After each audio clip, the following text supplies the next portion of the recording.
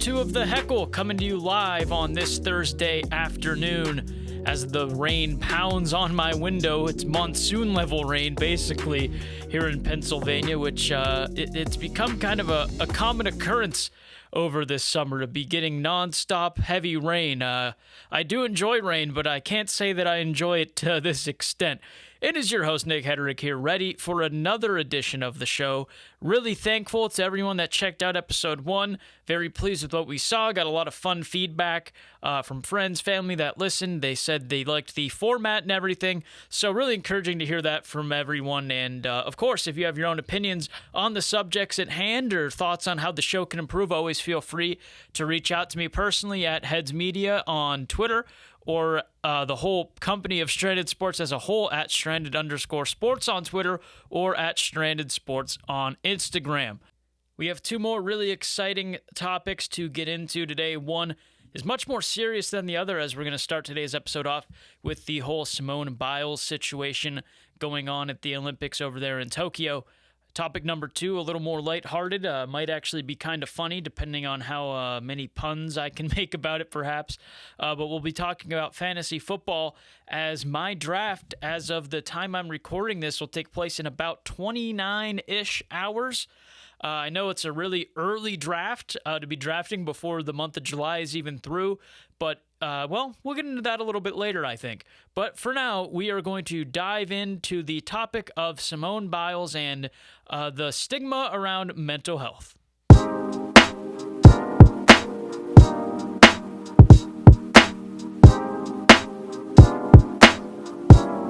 So I'm not going to sit here and pretend that I am an expert by any means of the United States gymnastics team or gymnastics as a whole.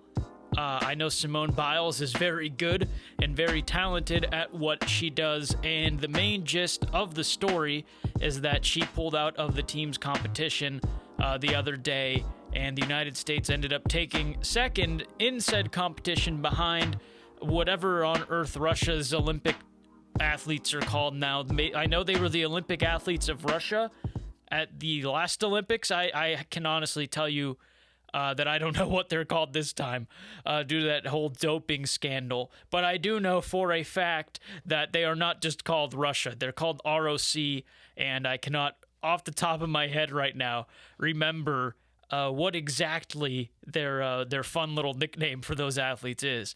But the main storyline here is that Simone Biles pulled out, citing mental health as the main reason for her absence in these events, which led to a hellstorm of criticism from a lot of people online. There was also an outpouring of support from people online, and her own teammates have supported her. They dedicated their silver medal to her, and in my opinion, that should be what makes everyone else okay with this decision. Now, on top of a lot of other reasons that it should be accepted, her doing what she did, her own teammates being okay with it, saying, this one's for you, we're going to dedicate what we accomplished to you, that whole we love you, you're a great teammate sort of deal that they did, and that thank you that they showed her. That should be enough to get everyone else off of her back that's been criticizing her, but of course it's not.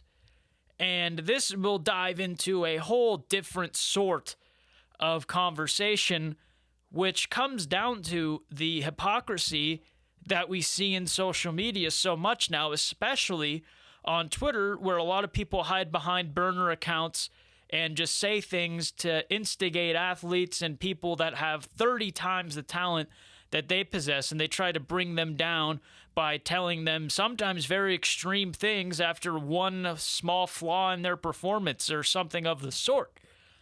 Which leads me to ask the question of why do we advocate for mental health on social media so much, only for when someone prioritizes their mental health for people to act like this?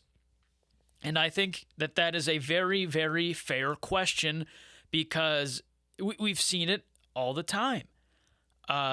Simone Biles says, I'm not participating in this event, citing mental health reasons. and everyone goes berserk, says that she can't handle the spotlight, says that she's being selfish, questions how she can be an Olympic athlete but then cower under the pressure of performing on the big stage. And I didn't really like any of it. And I would be a liar, though, if I didn't say, how did she get to this point and then suddenly decide she wasn't going to compete? How can you back out of something like this? Those thoughts went through my mind. But at the end of the day, you have to understand the immense amount of pressure that was probably on Simone Biles. I mean, how many Olympic commercials feature her? How many advertisements feature her? I was just in Giant Eagle, a grocery store near me, picking up some stuff, and there was a cutout of her with like Pepsi or something. I mean, she was all over the place for these Olympics.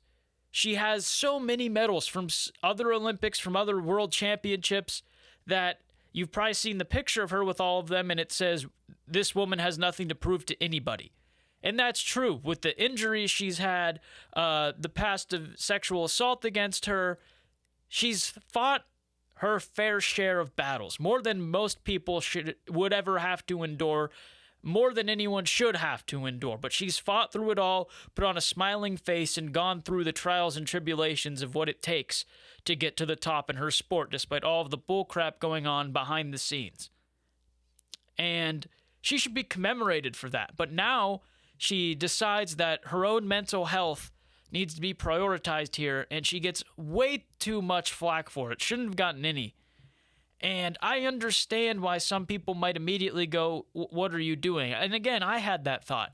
But you have to sit down and realize that pressure that she had. And when you're doing something like gymnastics, again, believe me when I say I have no clue how the inner workings of gymnastics works, okay? I completely understand that. But I think it's probably safe to say that if your mental state isn't 100% focused going into something like the events that she participates in, you're flipping around, you need to be very precise in everything that you do. You cannot not be 1,000% committed to what you're doing.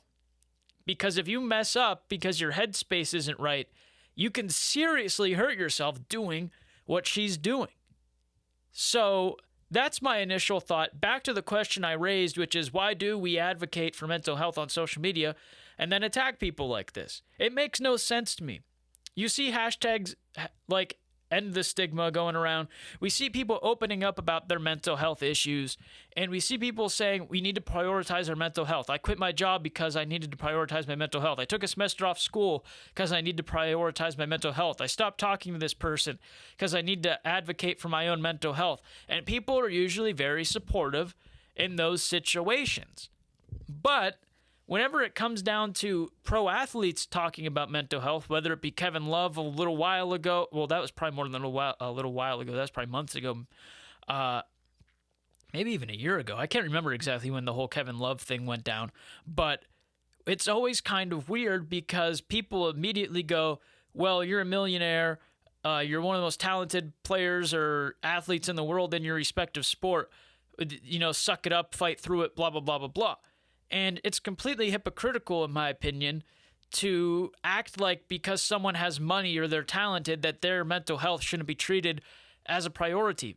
Because, I said priority pretty funny there. Because think of the pressure that these people go under. They're people. I'm not going to say they're everyday people like I almost did, but they're still human beings. They have human being emotions. They need to have their mental health prioritized. They need to keep themselves in check, basically, because when you have all these eyes on you like Simone Biles does, it can be overwhelming, I'm sure. I mean, there's pressure on me when I would step up to the plate in a t-ball game. No, not t-ball game. I didn't know what pressure was when I was that young. But a baseball game, little league game, there's pressure on you. And if you feel pressure as a 10-year-old, imagine what a professional athlete would feel. I mean, how can we say that it was a selfish move for her to do this? If anything, she's being a trendsetter in doing this because she's doing what we really haven't seen done to this extent. No one has really said, okay, I'm going to back out of this event that I've been training for years because of my mental health. At least off the top of my head, I can't think of any situation like that. But it's so hypocritical, again, that it's such an accepted a kind of process saying I need to do something for my mental health. My mental health's not right. And then the minute something like this happens where it's a big name celebrity, athlete, immediately everyone goes on the attack and doesn't want to hear them out for their reason and they're being selfish. And I hate that because that's not how it should be. It's not that she's selfish. It's that she's doing what she needed to do, to reiterate that point. There is no reason that anyone should be giving her the flack that she's been receiving. Because I think Simone Biles could be looked back on as a hero in due time for being maybe someone who finally got the overall consensus's opinion on mental health over that hump and to get people to realize that mental health should be treated as importantly as physical health. All those hypocritical people. I got asked a question at work the other day by someone who said, how do you think this will be looked back on in 10 years? And I said, I think that's a very difficult question to answer right now because we won't know how mental health will be viewed 10 years from now. Mental health 10 years from 2021 has probably changed drastically. So I can't imagine how it'll change 10 years from now. I like to think it'll be associated in the same realm as physical health. And I think that there's a very good chance that Simone Biles will be looked back on as a trendsetter, as a hero, as someone who helped people realize that prioritizing their happiness and their mental sanity is more important than appeasing a bunch of assholes that are going to criticize you the minute you finally mess up. And I guarantee you, if she were to have competed and messed something up, she would have been getting chased with pitchforks and torches by people who said, how dare you mess up and ruin the representation of the United States and all of this crap. Because she's still the best. She didn't need this gold medal to prove that she was the best. Just competing alone, she knew she needed to get the gold medal. And that's what goes back to that second point of there was probably an immense amount of pressure on her to succeed. And I don't think what she did at all was crumbling under the pressure. I think that it was her realizing what was important to her and her health. And that's how everyone should look at it. Because as much as people want to go online and pretend that they care about other people's mental health, this stuff is going to continue to happen until it's finally accepted. And I think Simone Biles, and you might say, well, no crap, but I think that Simone Biles doing this may finally push people closer to realizing how important mental health can be, especially to athletes who in a lot of cases are just looked up to as, robots that are just going out there and competing and they have no real emotions or human connectivity, basically. So you wait and you see what happens. But I think Simone Biles will 1,000% be looked back on as a hero. We might not think that way yet, but she doesn't owe a damn thing to anybody. She's proven her worth, and now we're seeing her take this new step into someone who might become just as well known for their mental health advocacy as she was for what she accomplished in the gym. Is that what you say for gymnast in the gym? Whatever you want to say for that term. I think that could definitely be the case. Up next, we're going to talk about some fantasy football.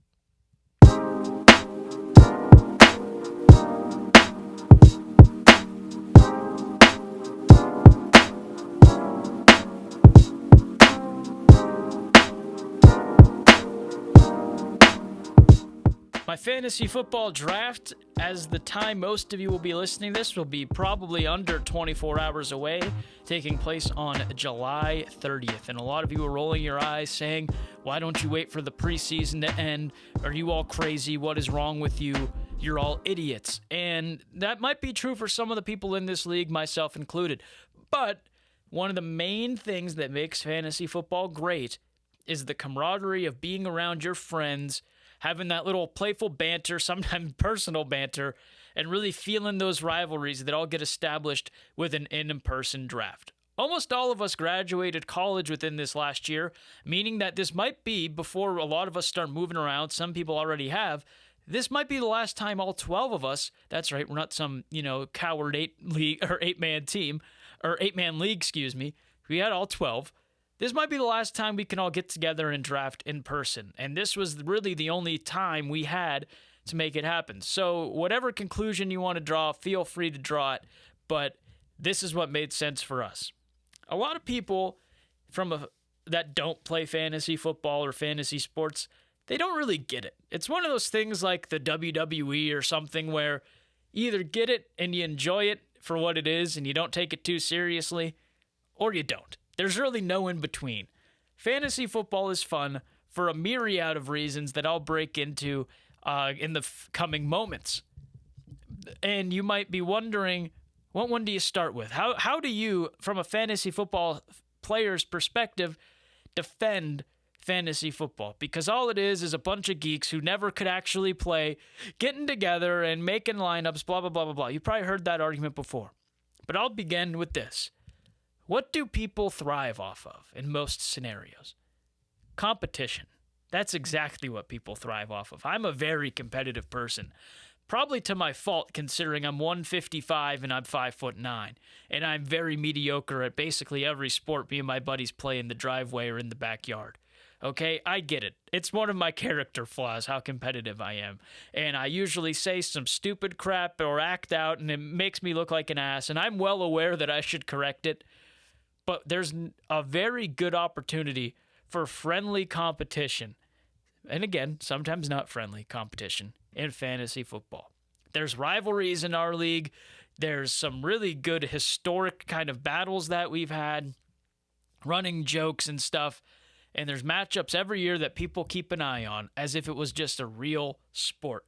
And I think that's what's so much fun about it, that competition to where you're kind of almost like a general manager or something of the sorts, an owner or a chancellor or whatever the hell they call it in the NBA of sorts. You get to put your team together and you get to see how they compete. And it takes management skills to do that. It's unpredictable, just like real football. You can go out there and get a guy injured and then you're like, oh crap, what do I do? That can happen in the middle of a game or it can happen in the middle of the week, and you have to find a way to fix it if it is the latter. You have to make a trade. You have to pick a guy up off waivers and hope for the best. That management style is there. There's the drafting. You have to know maybe schedules, what weeks you have to look at, bye weeks. How tough is this guy's schedule this year? Do you really want to risk drafting him? All of those real management skills come into play. It's not just some dorky guys that were never good at football sitting down and hitting start active players and hoping for the best. In most cases, anyway, there's a couple anomalies.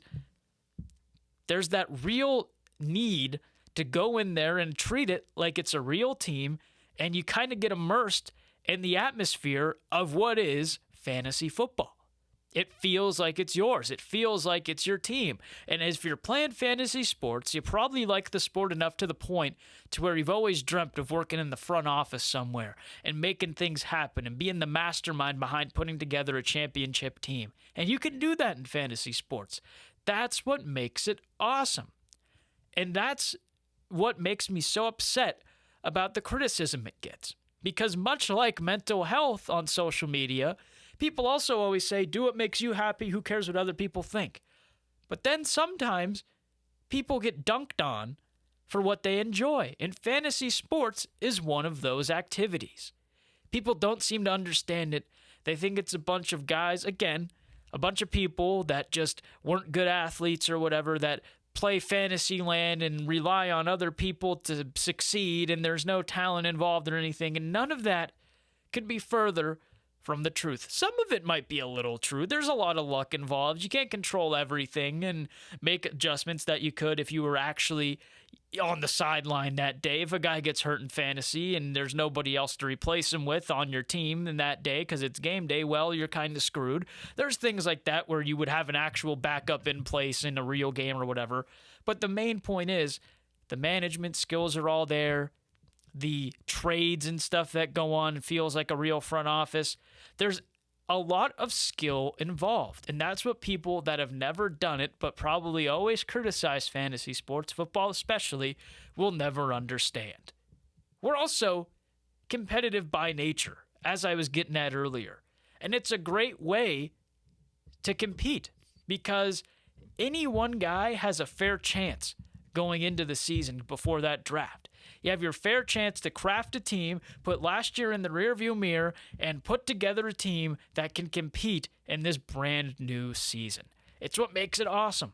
There's no way that one person on paper should be better than the other, because if you put in the time, you put in the commitment, you make the deals, you have the draft that you need to have, you can compete that year despite going 1-11 or 2-10 the previous year. It opens a door for there to be friendly competition and to get bragging rights, albeit for maybe a couple weeks, maybe for just 1 year. But you get those bragging rights over your friends. And it's a great way to just have some friendly competition with your pals and get those little bits of bragging rights that you can use on people. Our champion right now, he throws it in there once in a while. I've never made the playoffs despite being painfully close all the time. And I was in the room with about 4 guys that have won the championship. And our current champion said, "Hey, Nick, how does it feel to be in a room with all champions?" And I'm not going to lie. That stung. That pissed me off. I hope I run him out of the water when I play him this year.